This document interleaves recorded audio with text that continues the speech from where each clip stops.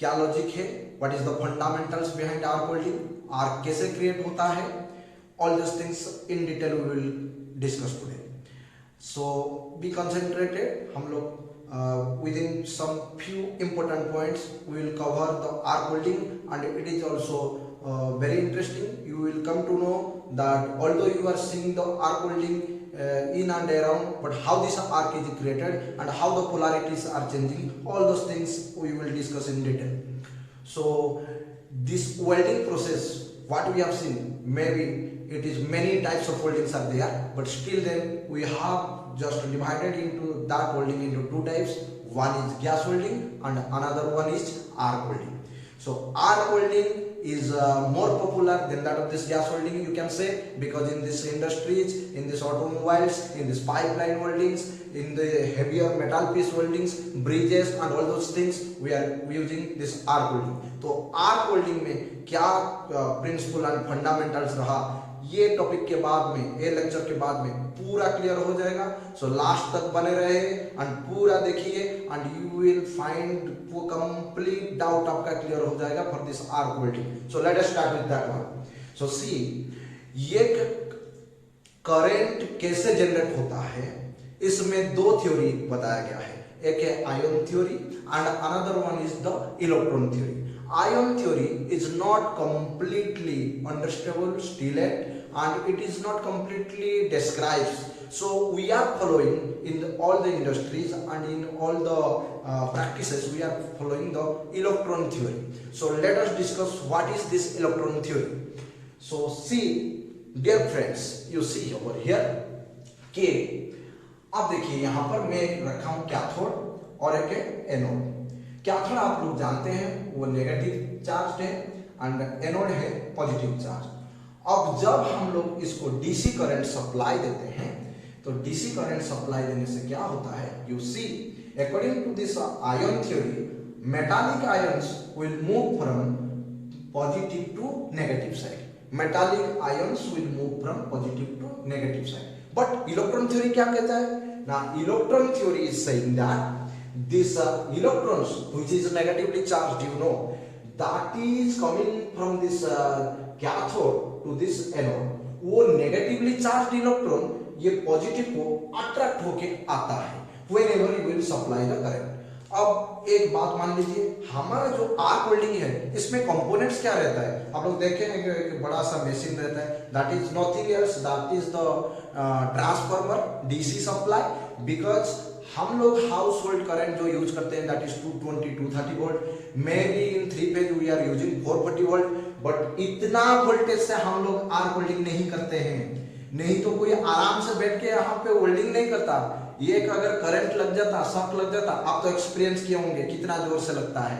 और arc welding वो metal के ऊपर में बैठ के और सब मेटालिक पीस में काम करता है. So any time there is a chance of this shock. But still then, what principle we have used here? We are using very low voltage here in this arc welding. You can say that up to 50 volt we are using, but the current is high, around 200, 170, 150 amperes of current we are using. So ये जो 220 volt को ये कम volt करने के लिए we are using a step down transformer, and AC को DC करने के लिए एक रेक्टिफायर यूज करते हैं. And it is that machine, यही मशीन पे यही है एक step down transformer and a rectifier which converted that AC current to DC and this high voltage to low voltage. Now you see, whenever this वो तो machine हो गया, आपको पता चला, और वो मशीन से दो ही केबल निकलता है. आप देखे होंगे एक केबल में हम लोग इलेक्ट्रोड लगाते हैं, ऐसे इलेक्ट्रोड जैसे वेल्डिंग करते हैं, जिसको पकड़ के वेल्डिंग करते हैं, और एक केबल जहां पे आप लोग वेल्डिंग कर रहे हैं, सपोज ये वर्कपीस है, उसी को लगा हुआ होता है. That means one cable is positive and another one is negative. हम लोग बोलते हैं अर्थिंग करते हैं. अर्थिंग का मीनिंग नहीं है कि अर्थ में डालेंगे, अर्थिंग का मीनिंग है एक हाई रेजिस्टेंस जहां पे मिलेगा. सो अब ये बात हो गया कि पॉजिटिव टर्मिनल नेगेटिव टर्मिनल है, और ये दोनों के बीच में हम लोग आर्क कैसे जनरेट करते हैं. यू सी हियर, यहाँ so whenever we are supplying DC current जब सप्लाई किए विथ ए लो वोल्टेज, मैं बोला हूँ low voltage we are using, so आपको कभी भी शॉक लगेगा तो उतना जोर से झटका नहीं लगेगा, आपको पता नहीं चलेगा, because it is around that 30-40 volts, so बहुत हल्का लगता है एंड एक कुछ नहीं होता है, it is not a life hazardous. So now you see whenever we are supplying this DC current, so DC current supply होने से क्या होगा ना, this electrons are charged, electron को एनर्जी मिल जाता है एंड एज आई सेड कि मैं जैसे ही बोला हूं इलेक्ट्रॉन कहां से कहां आता है ना, इलेक्ट्रॉन्स आर नेगेटिवली चार्ज, सो ये कैथोड से पॉजिटिव को एनोड को अट्रैक्ट होके आता है, सो इन इलेक्ट्रॉन नेगेटिवली चार्ज पॉजिटिव की तरफ में अट्रैक्ट होके आता है। आप लोग ऐसे बोल सकते हैं कि these are the electrons, electron ऐसे ऐसे ऐसे ऐसे आता है। कितना इलेक्ट्रॉन आता है ना, बहुत सारे, you can say thousands millions of electrons will flow from this cathode or to this anode, ये सारे इलेक्ट्रॉन्स आ जाता है। अब बात क्या है यहाँ पे, लॉजिक है, एक बात सुनिए। सो इलेक्ट्रॉन्स आ रहा है विच इज नेगेटिवली चार्ज, आप लोग जानते हैं इलेक्ट्रॉन का वेट कितना है, मास कितना है ना, बहुत कम है। इलेक्ट्रॉन का mass very less, you know that is 9.1 into 10 to the power minus 28 gram, we know that is having a very less mass, but individual electron having that small mass, but कितना electrons आ रहा है ना, thousand millions of electrons are coming from the cathode to the anode, cathode से anode को आ रहा है। अब एक बात देखिए, कंजर्वेशन ऑफ एनर्जी प्रिंसिपल और फास्ट लॉ ऑफ थर्मोडायनामिक्स हम लोग पढ़ेंगे। क्या बोल रहा है, energy can not be created nor be destroyed, it only changes one form to another. Energy एक फॉर्म से अदर फॉर्म को चेंज होता है, लेकिन एनर्जी वेस्ट नहीं हो सकता है। सो इसका मीनिंग ये हुआ, जब हम लोग यहाँ पे एनर्जी दिए, पावर सप्लाई दिए, so this electrons are charge, electron को एनर्जी मिल गया and it started flowing from the cathode to the anode, cathode से एनोड को आ गया। और जैसे ये आ रहा है, that means the electrons having which energy, electron के साथ में अभी कौन सा एनर्जी है ना, इलेक्ट्रॉन के साथ में अभी काइनेटिक एनर्जी है, half mv², you know half mv² is the kinetic energy. Now you can say that mass तो बहुत कम है, जैसे ही मैं बोला mass is very less, 9.1 into 10 to the power minus 28 ग्राम, बहुत कम है, बट वेलोसिटी इज हाई। सो ये thousand millions of electron togetherly when they are coming with a high velocity, although it is having a less mass, so when it will strike कहां पे करेगा, ये cathode से आ रहा है तो स्ट्राइक कहां पे करेगा ना, स्ट्राइक करेगा एनोड पे, तो एनोड इसको रेजिस्ट कर रहा है, एनोड पे स्ट्राइक कर रहा है, ऊपर से आके एनोड पे स्ट्राइक कर रहा है। सो ये जो स्ट्राइकिंग हुआ यहाँ पे वो जो रेजिस्ट हो गया, so what ever the kinetic energy with this electron के साथ में जो काइनेटिक एनर्जी था वो किस में कन्वर्ट हो जाएगा, बिकॉज लॉ क्या बोल रहा है, energy can not be wasted, it only changes forms. So ये जो kinetic energy is converted to heat energy, so ये large amount of heat is generated. कितना हीट जनरेट करते हैं आप लोग पता कर सकते हैं, कितना हीट जनरेट ना, around 10,000 Fahrenheit or 11,000 Fahrenheit, that into Celsius you can say 5 to 6,000 degree Celsius amount of heat is generated। ये हीट कहाँ जनरेट हुआ ना, पॉजिटिव पे जनरेट हुआ, पॉजिटिव एनोड पे जनरेट हुआ, because this electrons will move from negative to positive. और एक प्रिंसिपल भी यहाँ पे बोल देता हूँ ना, इलेक्ट्रॉन जो मूव किया कैथोड से आपका एनोड को जो मूव किया, it is having some electrostatic charge also. वो इलेक्ट्रॉन कुछ चार्ज भी कैरी करके चलता है, ऐसा नहीं कि इलेक्ट्रॉन का कुछ चार्ज नहीं है, इलेक्ट्रॉन भी एक चार्ज कैरी करके चलता है, जो कि है 4.80 into 10 to the power minus 10, इतना इलेक्ट्रोस्टैटिक चार्ज लेके भी क्रिएट करता है। So whenever it is strike to the anode, ये जब एनोड के साथ में स्ट्राइक करता है, so this charge with a thousand millions of electrons when it is induced, this charge is converted to EMF, electromotive force, and high heat is generated। अब आपको बात समझ में आ गया कि electrons will move from negative to positive, and where the heat will be generated, now the heat will be generated at the positive। तो आप अभी हम लोग वेल्ड करते हैं, किसके अंदर में वेल्ड करते हैं ना, एक है वर्कपीस और एक है इलेक्ट्रॉन, यही दोनों को अंदर में तो आर्क क्रिएट करते हैं। तो अब अगर मैं वर्कपीस को मान लीजिए पॉजिटिव लिया और इलेक्ट्रोड को लिया नेगेटिव, तो इलेक्ट्रॉन कहां से कहां फ्लो होगा ना, electron will flow from the electrode to the workpiece, yes और नो। अब वर्कपीस को ले गया नेगेटिव, वर्कपीस है नेगेटिव, मान लीजिए वर्कपीस है negative and electrode is positive, then आप जब करंट सप्लाई करेंगे तो इलेक्ट्रॉन कहां से कहां फ्लो होगा ना, from the workpiece to the electrode, because negative से पॉजिटिव को जाएगा. So where the heat will be generated ना, the heat will be generated at the electrode maximum. Understood. So ऐसा कुछ प्रिंसिपल नहीं है, आपसे मान के चलिए कि ऐसा कुछ प्रिंसिपल नहीं है कि आपका वर्कपीस हर टाइम नेगेटिव होगा और इलेक्ट्रोड पॉजिटिव होगा, या वर्कपीस पॉजिटिव होगा इलेक्ट्रोड नेगेटिव होगा. ये तो हमारा रिक्वायरमेंट के हिसाब में हम लोग पोलैरिटी चेंज कर सकते हैं. जो टर्मिनल पे नेगेटिव टर्मिनल पे लगा सकते हैं वर्कपीस, या पॉजिटिव टर्मिनल पे भी वर्कपीस लगा सकते हैं, वो उसका बारे में और फिर बात कर रहा हूं. ये फिगर पे थोड़ा ध्यान दीजिए, ये सेकंड वाला देखिए, this is the machine which is power supply, that means what I am saying, ये ट्रांसफार्मर है जो कि आपका हाई वोल्टेज को लो किया. इसमें एक कैथोड मींस ये है नेगेटिव टर्मिनल, ये है पॉजिटिव टर्मिनल. अब इनके बीच में ये जो गैप है, ये इनके बीच में एक गैप रहता है. सो ये गैप क्यों है और हम लोग आर्क कैसे क्रिएट करते हैं. देखिए, आर्क क्रिएट करने के लिए दो मेथड है. एक है just touching method, just touch कीजिए एंड उठा लीजिए, और एक मेथड है स्ट्राइकिंग मेथड. ये भी वही मेथड है, आप स्ट्राइक कर रहे हैं मीनिंग क्या है, टच करके ले गए.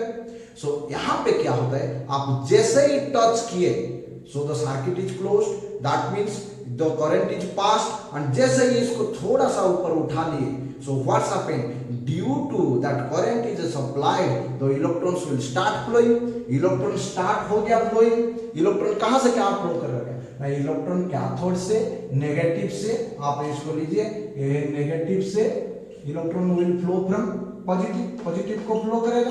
सो इलेक्ट्रॉन आप ये जो उठा लिए, जस्ट टच किए, कि आपका ये दोनों को टच किए, इलेक्ट्रोड से वर्कपीस को टच किए, और जैसे ही ऐसे उठा लेते हैं, कितना उठाएंगे, अब बोलेंगे मैं छत के ऊपर उठा लिया, कहा आर्क नहीं हो रहा है ना, उतना नहीं. ये हम लोग ये जो दोनों कैथोड एंड एनोड के बीच में, you can take the gap और that is known as arc gap. That arc gap should be 1 2 3 mm. बहुत कम है ये गैप, 1 2 3 mm. एंड ये प्रैक्टिस से हो जाता है कि कितना उठाऊंगा, और जैसे ही मैं टच किया एंड उठा लिया, सो व्हाट विल हैपन, तो electron should started flowing, electron सब स्टार्ट हो गया फ्लोइंग होने के लिए. एंड इलेक्ट्रॉन जैसे देख रहे हैं ऐसे फ्लो कर रहे हैं, तो एक पूरा जॉइंट हो जाता है, एक आयोनाइजेशन जोन बना देता है, जिसके अंदर में ही इलेक्ट्रॉन फ्लो करता है. आप मान लीजिए कि यहाँ पर 3 mm का गैप है, लेकिन ये इलेक्ट्रॉन का फ्लो होने से पूरा लग जाता है, एक आयोनाइजेशन जोन बना देता है.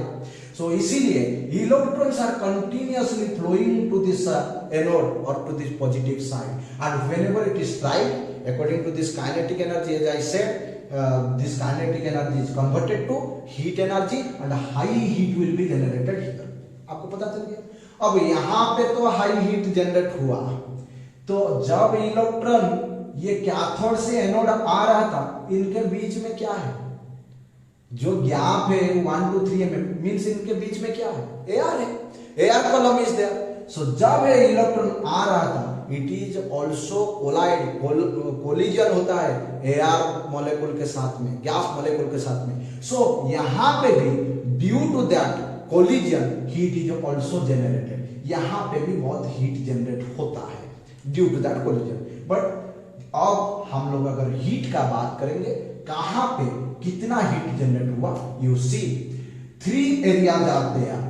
एक है कैथोड एरिया, 2 है आपका एनोड एरिया, और ये बीच वाला जो एआर मॉलिक्यूल के साथ में कोलिजन है, उसको हम लोग बोलते हैं एटॉमिक कोलिजन एरिया, और इसको प्लाज्मा एरिया भी हम लोग बोलते हैं. अब सबसे ज्यादा हीट कहां पे जनरेट होगा ना, electrons are strike to this anode. So anode पे kinetic energy is converted to heat energy, also as the electrons are taking electrostatic charge. So यहाँ पे सब हीट एनर्जी में कन्वर्ट हो गया. So anode area is high heat area. आपको पता चल गया. That means you remember, total heat जितना जनरेट होता है, उसका 2/3 of this heat is generated at the anode area. Now इसके बाद में कहां पे ज्यादा हीट जनरेट होता है ना, देखिए यहां इसके बाद में कैथोड में ज्यादा हीट जनरेट होता है, क्योंकि आयन प्रिंसिपल के हिसाब में आयन कहां से कहां जाता है, पॉजिटिव से नेगेटिव। सो मेटालिक आयंस बोmbardment कहां पे होगा, कैथोड में। सो यहाँ पे मीडियम हीट होता है। और एक बात भी है, यहाँ पे बोल देता हूं, ये जो गैप है 1 to 3 mm, ये तो बहुत कम है ना, 1 mm सोच सकते हैं एक लाइन है तो बहुत कम है ना। सो यहाँ पे जो हीट जनरेट होगा definitely that also transport to there, so that is known as your HAZ heat affected zone, so that heat transfers also there cathode। so इसमें मीडियम हीट होता है कैथोड एरिया में। और ये जो बीच वाला एयर गैप रहा, एयर गैप, इसमें due to only this atomic collision ये थोड़ा सा हीट जनरेट होता है, उसमें थोड़ा सा मींस बहुत कम नहीं है, ये दोनों का रिलेटिवली इसमें कम हीट जनरेट होता है और जिसी को हम लोग लो हीट बोलते हैं। अब आपको पता चल गया कि कैथोड में सब मीडियम हीट, आपका एआर जोन में लो हीट एंड एनोड में हाई हीट। सो एनोड में 2/3 of this total heat, cathode में 1/3 ऑफ दिस हीट और इसमें बाकी जितना रहा हीट जनरेट होता है। अब एक चीज है कि आपको क्या चाहिए, आप किसको एनोड लेंगे किसको कैथोड लेंगे, दो ही तो टर्मिनल निकला है। तो अभी मैं वर्कपीस को कैथोड लूंगा या इलेक्ट्रोड को कैथोड लूंगा, वर्कपीस को एनोड लूंगा या इलेक्ट्रोड को एनोड लूंगा, ये आपके ऊपर में डिपेंड है, कुछ भी ले सकते हैं, ऐसा कोई मैंडेटरी रूल नहीं है कि यही होगा। अब कंसेप्ट समझ लीजिए, जितना आर कोल्डिंग है हम इसको दो में डिवाइड करते हैं, DCEN और DCEP, direct current electrode negative, direct current electrode positive. अब ऐसा देखिए, इसका नाम से ही पता चल जाता है, डायरेक्ट करंट इलेक्ट्रोड नेगेटिव। ए डायग्राम को देखिए, 3 नंबर डायग्राम को देखिए, तो डायरेक्ट करंट इलेक्ट्रोड यहाँ पर क्या है ना, इलेक्ट्रोड है नेगेटिव, ए है इलेक्ट्रोड ब्लैक वाला, ये है negative, direct current electrode negative. तो पॉजिटिव टर्मिनल पे कौन कनेक्शन है ना, वर्कपीस। तो आप जब डीसी सप्लाई करंट देंगे, electron will move where to where ना, electron will move from negative to positive. So यहाँ पर नेगेटिव क्या है, नेगेटिव है इलेक्ट्रोड एंड पॉजिटिव है workpiece. So this more heat where will be generated as the electrons will strike to the workpiece, so workpiece में ही ज्यादा heat generate होगा। So workpiece will melt more than that of this electrode, workpiece ज्यादा melt होगा, ज्यादा गर्म होगा तो electrode के कंपैरिजन में। So इसी को हम लोग बोलते हैं DCEN, direct current electrode negative. यहाँ पे हाई हीट हो रहा है और यहाँ पे इलेक्ट्रोड में लो हीट होगा।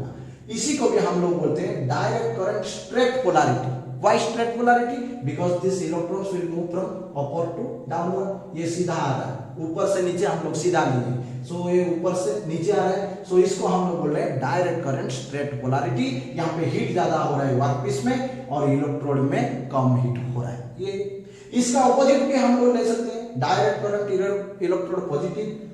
देखिए डायरेक्ट करंट इलेक्ट्रोड पॉजिटिव, नाम से ही पता चल रहा है, तो यहाँ पर इलेक्ट्रोड आपका है पॉजिटिव और वर्कपीस क्या हो गया ना, वर्कपीस डेफिनेटली वर्कपीस है नेगेटिव। सो ज्यादा हीट कहाँ पे जनरेट होगा, when you will supply the current, electrons will move from negative to positive. So electrode पे ही ज्यादा हीट जनरेट होगा, इलेक्ट्रोड ज्यादा मेल्ट करेगा और वर्कपीस कम हीट, वर्कपीस में कम हीट जनरेट होगा। सो यहाँ पे इलेक्ट्रोड का डिपोजिशन ज्यादा होगा लेकिन वर्कपीस का मेल्ट ज्यादा नहीं होगा। सो जनरली आप लोग ये दोनों प्रोसेस कहाँ पे यूज करेंगे। और यहाँ पे एक बात और रह गया, यहाँ पे इलेक्ट्रॉन नीचे से ऊपर जा रहा है, तो इसीलिए हम लोग इसको बोलते हैं DCRP, direct current reverse polarity. अब आप बोलेंगे कि ये मेथड कहाँ यूज करेंगे, ये मेथड कहाँ यूज करेंगे। वर्कपीस थिक है, वर्कपीस बहुत थिकनेस है, ज्यादा हीट इसे चाहिए मेल्ट करने के लिए। सो मैं वर्कपीस को क्या लूंगा, जैसे यहाँ पर ज्यादा हीट जनरेट होगा ना, मैं वर्कपीस को पॉजिटिव ले लूंगा और इलेक्ट्रोड को negative. So whenever the current will supply, यहाँ से इलेक्ट्रॉन फ्लो करेगा पॉजिटिव को, so more heat will be generated here, that is DCEN। जब वर्कपीस पतला है, बहुत पतला चादर का है और आपका इलेक्ट्रोड से आप होल्डिंग कर रहे हैं, सो यहाँ पे कम हीट जनरेट होना चाहिए, सो इसको ले लीजिए DCEP वर्कपीस पॉजिटिव है, इलेक्ट्रोड नेगेटिव है, so more heat will be generated at the electrode, यहाँ पे कम हीट जनरेट होगा, सो ये मेटल कम हीट चाहिए, सो अच्छा वेल्डिंग हो सकता है। अब पता चल रहा है, so many other theories means logical things are there, it will take a long discussion, but आपको आज का क्लास में ये समझ में आ गया कि आर्क कैसे क्रिएट करते हैं ना। Arc two method, by touch और by striking. So due to that one, electrons will flow from negative to positive. Kinetic energy is converted to heat energy. Also electrostatic charge is converted to EMF. So high heat is generated. वो heat आपको जब light के हिसाब में देख रहे हैं, that is the arc. समझ रहे? अगर टॉर्च करके रख दूंगा कभी भी आर्क नहीं होगा, it will be short circuit. I am just taking about 1 to 3 mm so that this ionization zone is developed and this arc is continued.